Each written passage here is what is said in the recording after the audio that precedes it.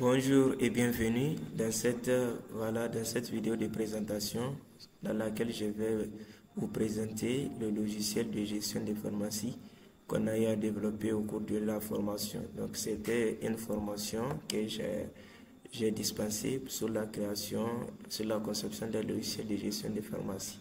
Et là, c'est le fruit du travail abattu. Et là, je vais me connecter pour vous montrer. Ici, là, je vais me connecter en tant que Paul. Donc là, le logiciel est multi-utilisateur. On a jusqu'à 4 types de personnes, types d'utilisateurs qui vont pouvoir utiliser le logiciel. Premièrement, on a une fonction DG. Donc le DG va avoir accès au logiciel. On aura le gars de l'approvisionnement. Donc l'agent de l'approvisionnement, lui aussi, il a son compte. C'est lui qui va se connecter et saisir les quantités approvisionnées et tout ce qui va avec. Voilà, concernant l'approvisionnement. Et on a une fonction agent commercial. Donc là, c'est quand les clients viennent au niveau de la pharmacie, c'est à eux vraiment qu'ils s'adressent en première position. Donc les agents commerciaux, les commerciaux, c'est eux qui renseignent les quantités et ils disent voilà aux clients de passer à la caisse pour payer. On a aussi la fonction caisse, donc on a des caissiers et des caissières, voilà, qui vont utiliser le logiciel. Donc le logiciel c'est utilisé par quatre types d'utilisateurs. Là je me connecte avec mes identifiants paul@gmail.com, mot de passe 40. Donc je me connecte.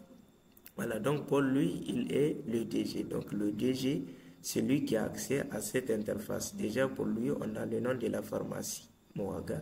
Et ici, c'est la direction générale parce que je me suis connecté en tant que DG. Et là, on peut avoir les statistiques. Ici, le chiffre d'affaires réalisé pour ce mois. Déjà, aujourd'hui, nous sommes le 5. Donc, tous les enregistrements que j'avais fait, j'ai pas fait d'enregistrement pour ce mois, mais là, on peut sélectionner le mois.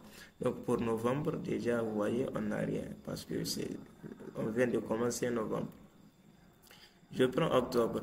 Voilà, donc quand je prends octobre, on a tous les ventes du mois d'octobre. Ici, on a le chiffre total des ventes du mois d'octobre. Ici, on a la quantité des produits vendus pour le mois d'octobre. Ici, l'année, vous pouvez passer l'année, voilà, c'est-à-dire octobre 2024. Et là, c'est les ventes de la journée. Là, pour la journée, on n'a rien vendu. Donc, je vais naviguer. Vous voyez, on a deux flèches pour naviguer entre les dates. Voilà. Et directement, ça charge ici. Mais puisque même sur les dates là, on n'a pas de données, je vais à une date où on a quelques données. Je ne sais pas c'est quelle date, mais voilà. Ça fait longtemps que voilà. Donc, vous voyez ici le 16. Donc, vous voyez le 16, ce qui a été fait. Voilà, en fonction des produits, la vente des produits. Ici, chiffre d'affaires, ça c'est journalier. Et ici, la quantité vendue, c'est au niveau de ces journaliers aussi. On navigue avec les flèches. Et si on veut aussi, par exemple, je veux naviguer jusqu'à un mois, admettons que je suis au premier et je vais atteindre le 30, vous voyez que ça sera long. Donc, vous prenez ici, vous cherchez la date et vous faites rechercher. Vous voyez, puisque je n'ai rien ici sur la date, ça n'a rien donné. Voilà. Donc là, après, nous avons ici la partie bon, je passe au niveau des paramètres d'abord. Ici, au niveau des paramètres, on a les catégories des produits. Donc là, c'est la gestion des catégories des produits parce que les produits sont catégorisés. On a les produits, voilà. Voilà, donc vous voyez, on a tous les produits ici, la liste des produits. On peut créer, voilà, on peut modifier. Par exemple, je prends celui-là, j'ai dit modifier. Vous voyez, ça pré-remplit déjà. Je fais annuler, je reviens, vous voyez, et on peut aussi supprimer. Voilà, là, ça, c'est pour les produits. Ici, on a les agents aussi, donc on a ici les fonctions plutôt. On a les fonctions DG, fonction agent de caisse, fonction agent commercial et fonction, là, c'est agent de caisse. Donc là, j'ai oublié, j'ai mis agent de caisse 2 fois. Donc là, ça doit être, voilà, ici, c'est agent de saisie plutôt. Voilà, agent de saisie et agent de caisse. Là, le DG, c'est lui qui a accès à tout. Il peut tout voir, surtout les statistiques. Et ici, l'agent de saisie, c'est le gars de l'approvisionnement. Donc, c'est la personne qui fait rentrer les quantités quand on approvisionne les produits de la pharmacie. Ici, l'agent commercial, comme je l'ai dit déjà au début, donc c'est lui qui renseigne les quantités pour la vente, c'est lui qui initie la vente et au niveau de la caisse, le client passe payer. On a quelques agents que j'ai enregistrés, j'ai mis Ali, Bilal, donc ils vont se connecter à travers leurs emails. Voilà, là on a les fonctions aussi et tout ce qui va avec. Voilà, donc après, je vais vous présenter quoi? Voilà, on a la gestion des fournisseurs. Donc là, c'est juste une petite interface, voilà. Donc on a les fournisseurs, on a les clients. Donc par défaut, déjà, on a créé un seul client qui s'appelle ordinaire. Généralement, quand on passe au niveau des pharmacies, on ne demande pas les noms, tout. C'est juste un client de type ordinaire, ils vont mettre et ça passe. Voilà, mais néanmoins, s'ils ont des fournisseurs, des clients particuliers, ils peuvent les renseigner là. Et ici, on a la gestion des assurances aussi, parce que des fois, on passe à la pharmacie. Voilà, au niveau de la pharmacie, on présente une carte d'assurance et on a une réduction. Par exemple, voilà, il y a des assurances qui prennent en charge tous les frais à 100%, il y a d'autres qui prennent 80%, d'autres 60% et vice versa. Donc là, l'entreprise ou bien la pharmacie renseigne les assurances avec lesquelles il travaille et pour chaque assurance, il met le pourcentage que l'assurance va payer. Donc là, quand un client se présente avec une assurance de Karen, on saura que lui, il ne doit verser que 40%.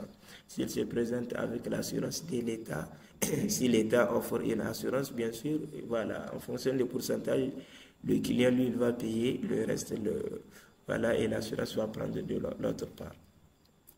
On a les clients, les fournisseurs, c'est la même chose. Voilà, et au niveau des approvisionnements. Et là, au niveau de l'approvisionnement, voilà, la personne qui est chargée de ça, il va faire les approvisionnements. Là, il fait nouveau. Voilà, il met les références de la commande. Donc, la commande qu'ils ont adressée à leur fournisseur. Je vais faire un pour vous montrer. Voilà, je mets référence 00, quelque chose comme ça. Donc, les références, puisque c'est une entreprise et elle a établi des documents, des lettres et autres, voilà, pour présenter. Donc là, c'est un document que la pharmacie fait pour adresser à son fournisseur de lui fournir. Donc là, c'est au retour des marchandises. Quand le fournisseur a fourni les marchandises, on vient renseigner au niveau de la base de données pour que ça part booster un peu, voilà, le stock. Voilà, les frais de transport et autres frais supportés, donc ils vont ajouter là, c'est pas grave même si on n'ajoute pas. Et ici, on sélectionne le fournisseur auprès duquel on a pris les produits.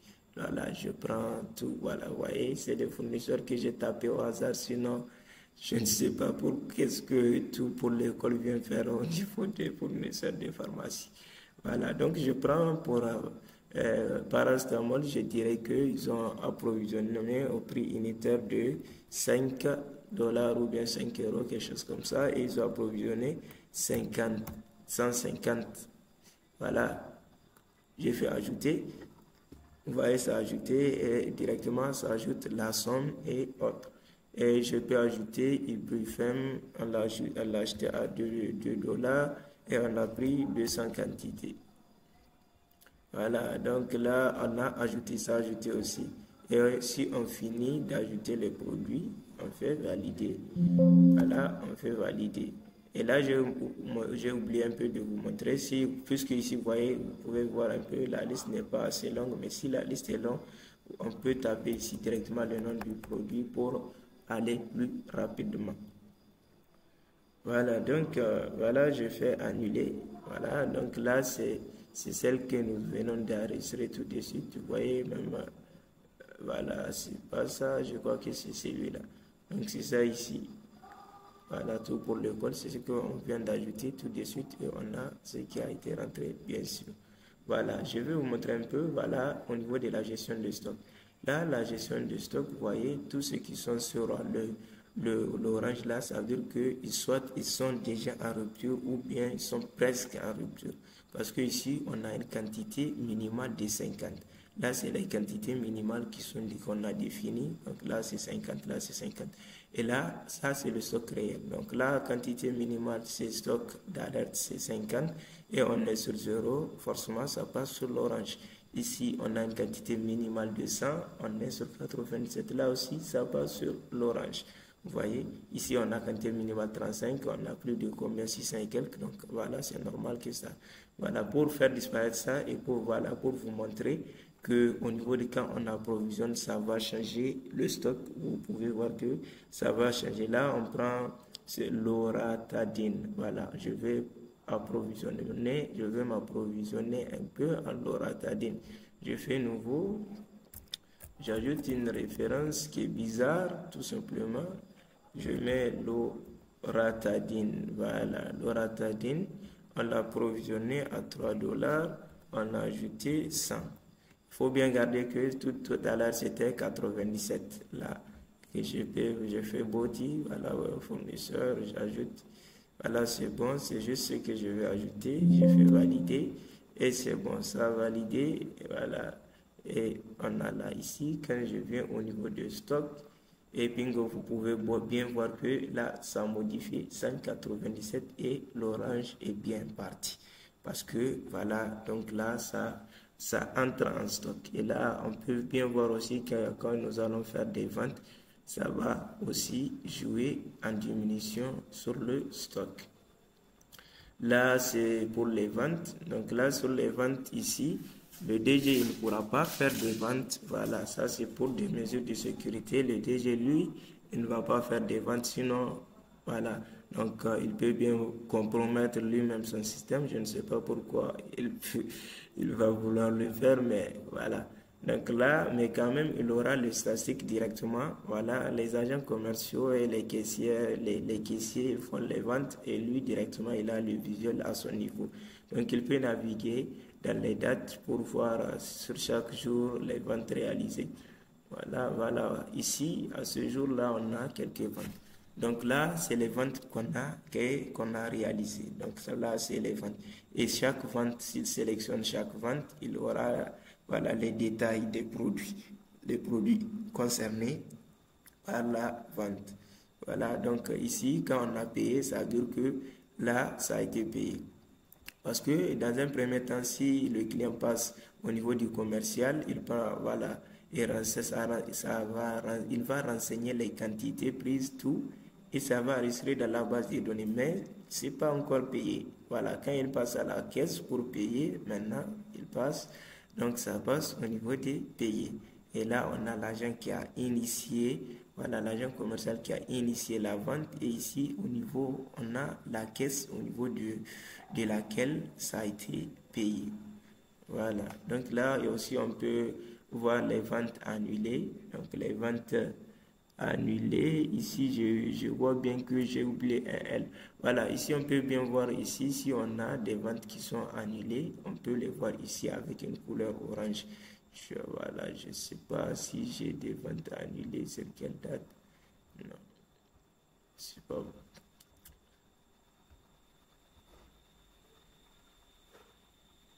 Ok, là, j'ai pas de ventes annulées, il me semble. Voilà, donc là, j'ai pas de vente annulée, mais j'aurai l'occasion de vous le présenter. Voilà, et sur chaque vente, on peut bien voir le reçu. Donc là, on clique, on a le reçu. Voilà, là c'est le reçu de vente. Là, on doit spécifier juste le logo et faire des petits changements. Voilà, on a un client ordinaire, l'agent, voilà, c'est ordinaire. On a la date qui est prise automatiquement. On a l'assurance, voilà, c'est Karen. Donc, on a le numéro de la carte. Voilà, parce que quand il se présente avec une assurance, on doit prendre les références de la carte d'assurance. On a la description des produits. On a le total 98 par de l'assurance, on a 50 et quelques.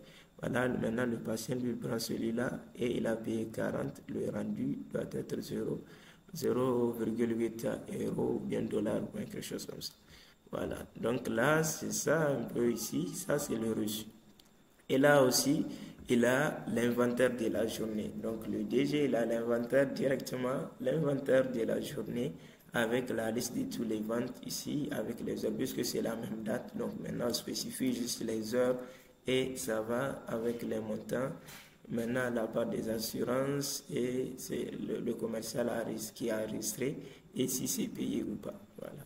Donc si ça a été payé ou pas. Voilà. Donc à la fin de la journée, le DG, il a un visuel, il a un petit rapport ici de la journée, ce qu'ils ont fait entrer. Voilà, donc au niveau du tableau de bord, j'ai tout présenté. Voilà, là j'ai tout présenté, mais sauf que là, il faut que je vous montre comment on fait, voilà, là, ok, comment on fait la saisie, comment on fait, voilà, comment se traduit la chaîne d'enregistrement d'une vente jusqu'au paiement, voilà. Ok, donc pour la journée, je vais prendre déjà, pour saisir, pour mettre déjà des ventes, il faut vous connecter en tant que commercial, agent commercial. Là, c'est agent commercial, Dedo, c'est un agent commercial. Donc, je fais des connexions. Je mets dedo@gmail.com. Je mets mot de passe. Ok, voilà. Ça me dit ici, ceci est votre première connexion. Vous allez créer un mot de passe. Donc là, quand un utilisateur ne s'est jamais connecté, c'est juste on l'a créé dans la base de données. Donc, imaginons qu'on a un nouveau agent, on ajoute le nom. Voilà, la première fois qu'il va se connecter, on va lui proposer, on va lui dire de créer un mot de passe. Là, il ne va pas dire que l'administrateur connaît mon mot de passe, un tel connaît mon mot de passe. C'est lui qui va créer son mot de passe. Je mets juste 4.0 hein, parce que c'est des données de test. Moi, je ne veux pas me casser la tête à garder des mots de passe. Voilà, maintenant je me connecte. Voilà, en tant que Dedo. Et là, ça va afficher la liste de tous les ventes de la journée. Mais ce qui est plus intéressant encore, là, au lieu, imaginons qu'on a trois commerciaux qui initient les ventes, donc qui font les ventes.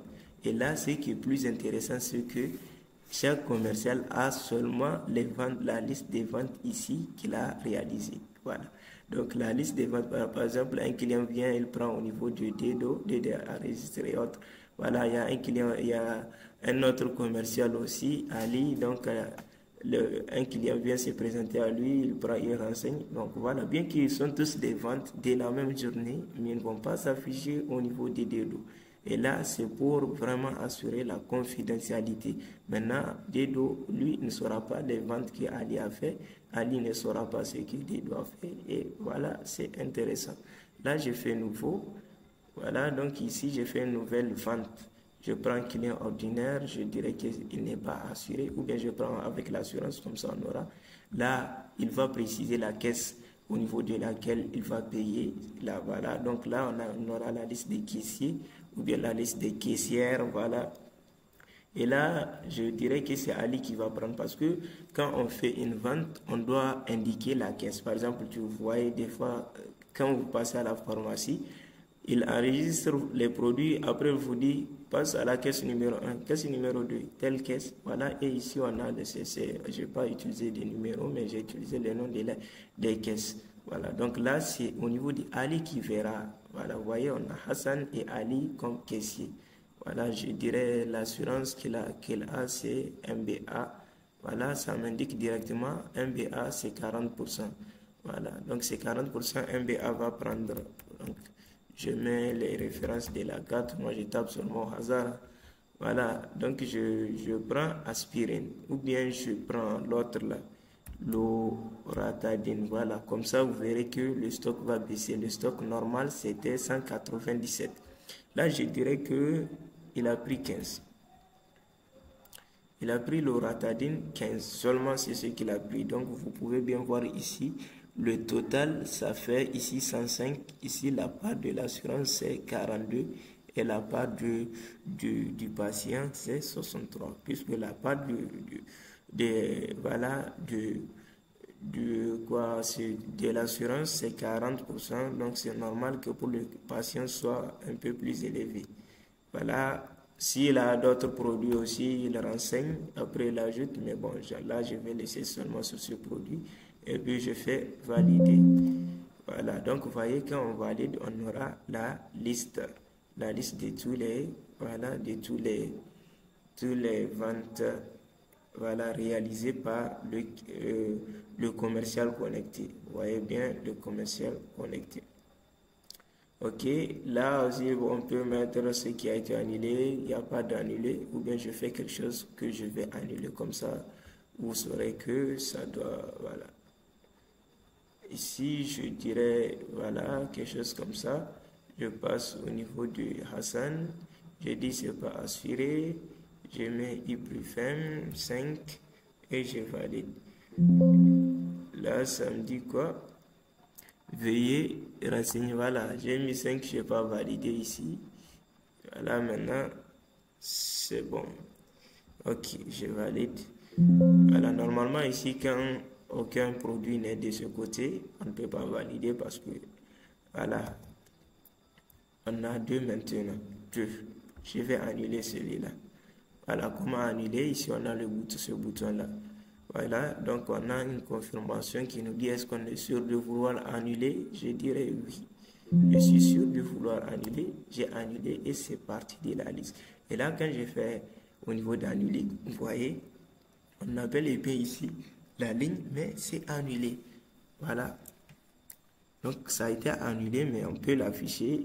Vous voyez, on affiche ceux qui n'ont pas été annulés ou ceux qui sont annulés.